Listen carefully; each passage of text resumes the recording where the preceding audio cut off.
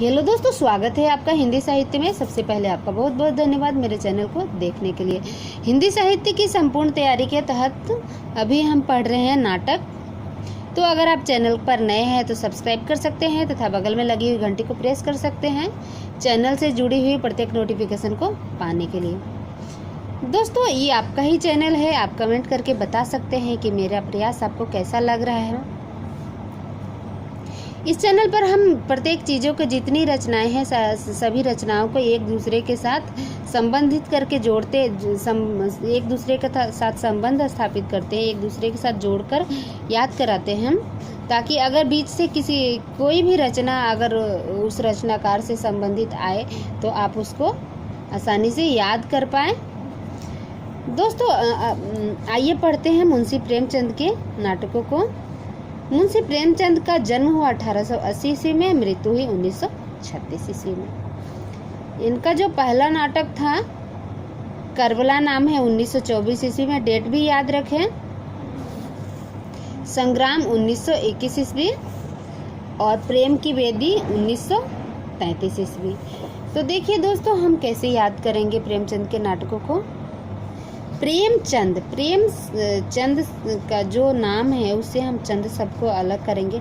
चंद, प्रेमचंद को पता चल गया था कि उनकी जो जिंदगी है वो सिर्फ चंद दिनों की है, इसलिए उन्होंने क्या किया दोस्तों, करबला को हम क्या सोचेंगे, कर भला। क्या सोचेंगे दोस्तों, कर भला। उन्होंने भलाई करने की सोची।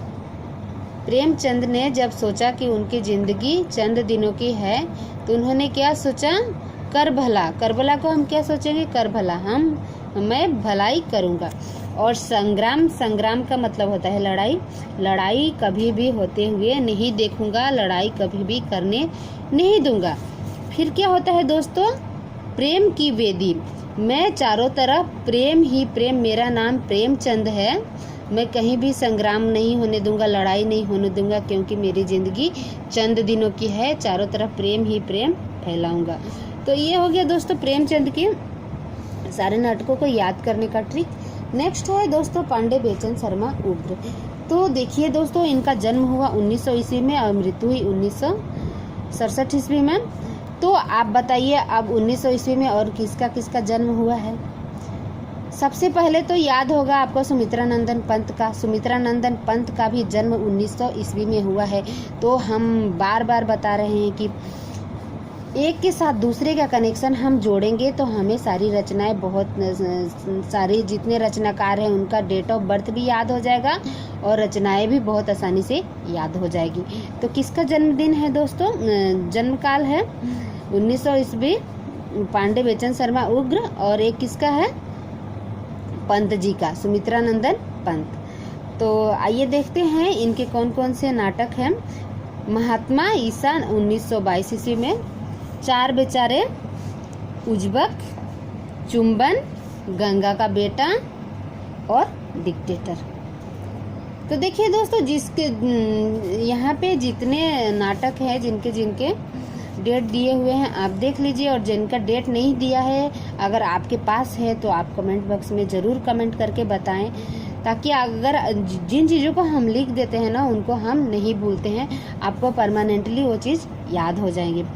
तो पांडे बेचन शर्मा उग्र का नाम बेचन शर्मा उग्र क्यों पड़ा, बेचन क्यों पड़ा, क्योंकि जो बचपन में ही उनको बेच दिया गया था, इसलिए उनका नाम क्या पड़ गया दोस्तों, बेचन। और किसको बेचा गया था, महात्मा ईसा को। उनके पेरेंट्स ने महात्मा ईसा को बेच दिया था। तो बेचने के बावजूद क्या होता है दोस्तों, 1922 में महात्मा ईसा, तो बेचने के बावजूद क्या हो गया था, महात्मा के घर में जब वो महात्मा उनको ले गए अपने साथ, तो चार लोगों को उनकी रखवाली के लिए रखा था, जो पांडे बेचन शर्मा की देख रेख करते थे। फिर क्या, उज्बक, वो लोग बहुत डांट भी लगाते थे पांडे बेचन शर्मा, क्योंकि उग्र थे। पांडे बेचन शर्मा बहुत उग्र थे। और उज्बक को क्या सोचेंगे हम, बक बक बक बक, ये हर टाइम बक बक करते रहता है। तो जो चार बेचारे थे, जो लोग उनकी रखवाली करने वाले थे, उनकी देखभाल करने वाले थे, वो उनको डांटते थे और क्या बोलते थे, जब देखो तब ये बक बक बक बक, उजबक को क्या सोचेंगे, बक बक करते रहता है। और चुंबन, उनको चुंबन को हम सोचेंगे चुभन, उनको चुभन भी लगाते थे, चिकोटियाँ भी काटते थे, अलग अलग तरीक़ों से प्रताड़ित करते थे पांडे बेचन शर्मा उग्र को। और क्या बोलते थे, उनको ताना भी देते थे, गंगा का बेटा है, ये तो गंगा का बेटा है, ये तो गंगा के देश का है। पांडे बेचन शर्मा उग्र को क्या बोलते थे, ये तो गंगा का देश का है, गंगा का बेटा है।